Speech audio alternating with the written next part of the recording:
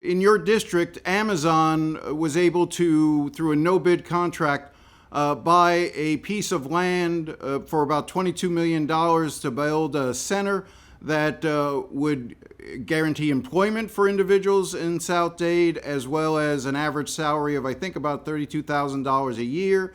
They now have announced that they're relocating those jobs or closing that center for a while, and you're proposing that that the commission and the county should sue Amazon. Talk to me a little bit about that. Yeah, and again, I want to say thank you, Jim, for asking the question, and frankly, for having me on. I think the last time that we had the pleasure of joining each other was back in 2020 when I first came into office. So it's been some time, I think, that we've had the opportunity to really kind of connect. And as I was mentioning, back in March of this year, Amazon, in a rather cavalier manner, and that's my opinion, frankly, sent out a statement saying that we're going to lay off 1,000 amazing, hardworking residents of South Dade because we're closing a facility, but it's a facility that they had just opened back in 2024. And it's a facility that they were able to build through the acquisition of county land, i.e. the people's land, through a no bid sale. And I started looking into it and saying, wait, how are we laying off 1,000 people, particularly in this economic environment? And it turns out that they signed a minimum annual guarantee with Miami-Dade County for 17 years,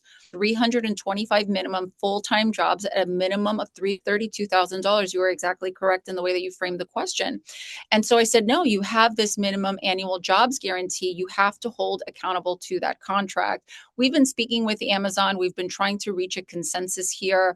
We haven't reached one yet, but they have to make good on the promises that they've made, especially when they were able to get such a good deal and be able to acquire that land without any competition. I did want to ask you about the UDB as well. I know that there was a move by some of the state house members here in Miami-Dade, Representative Barrero, to try to attach a study and to lower the requirement of moving the urban development boundary line from a 2/3 vote to a simple majority.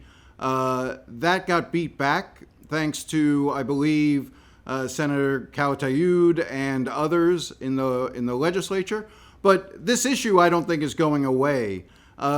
Give me your impressions of where the battle over the future of the UDB stands from your perspective.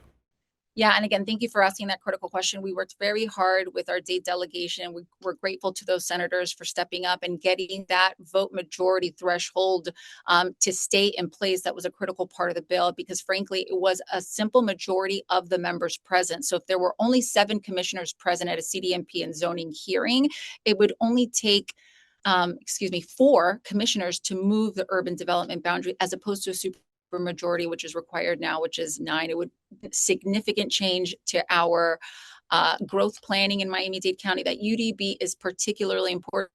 People like to say, well, Broward doesn't have a UDB. What's the big deal?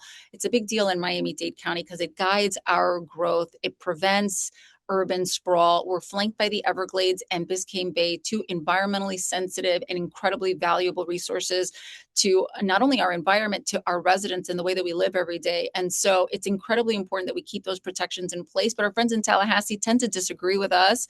And so every year we're fighting back different preemption efforts to minimize local, voice. And so thankfully this year we were able to survive and keep that threshold at a super majority. But we're constantly fighting to keep the UDB in place.